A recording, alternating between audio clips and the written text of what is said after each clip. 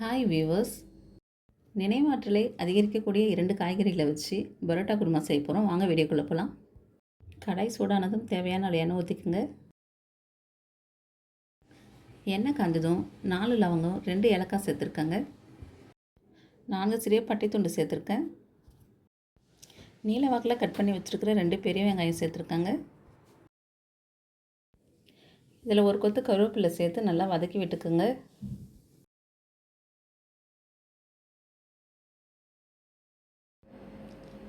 வெங்காயம் கண்ணாடி பதம் வர வரைக்கும் வதக்கி விடணுங்க.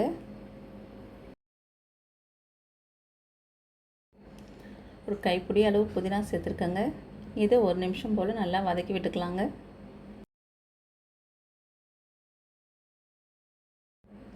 பொடியாக கட் பண்ணி வச்சுருக்கிற 2 தக்காளி சேர்த்துருக்கேங்க. தக்காளி சீக்கிரமாக மசியல் கொஞ்சமாக உப்பு சேர்த்துருக்கேங்க. இப்போ கலந்து விட்டுக்கலாம். தக்காளி நல்லாவே வதங்கிடுச்சு. இப்போ பொடியாக கட் பண்ணி வச்சுருக்கிற 10 பீன்ஸு 1 கேரட் இதில் போட்டிருக்காங்க. இதை நல்லா கலந்து விட்டுக்கலாம்.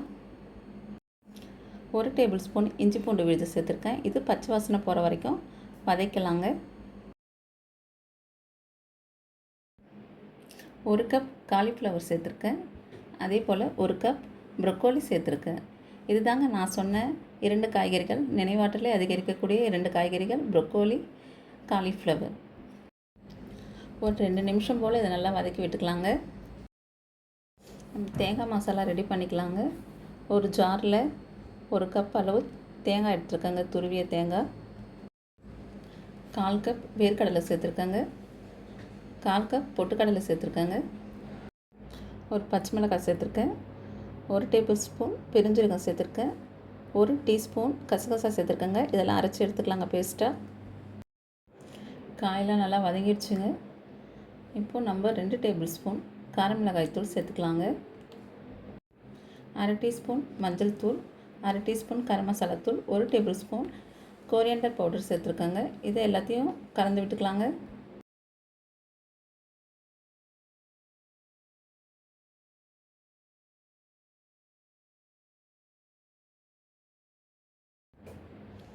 தேவையான அளவு உப்பு சேர்த்துருக்காங்க. இதை நல்லா கலந்து விட்டுக்கலாம்.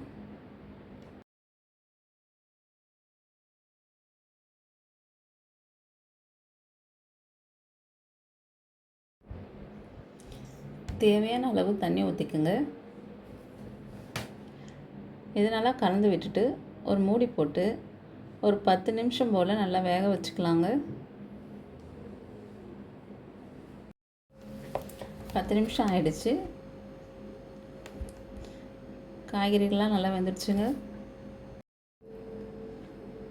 அரைச்சி வச்ச தேங்காய் பேஸ்ட்டு இதில் சேர்த்துக்கலாங்க. கொஞ்சம் ஜாரில் கொஞ்சம் தண்ணி கலந்து இதில் சேர்த்துக்கலாங்க. இது நல்லா கலந்து விட்டுட்டு ஒரு 2 நிமிஷம் போல் நல்லா கொதிக்கிட்டோங்க. பரோட்டா குருமா ரெடி ஆகிடுச்சுங்க. இந்த பரோட்டா குருமாவுக்கு நாங்கள் வீட்டிலையே கோதுமை பரோட்டா செஞ்சோங்க. கோதுமை பரோட்டா எப்படி செய்யணுங்கிற வீடியோ நான் இன்னொரு நாளைக்கு போடுறேங்க.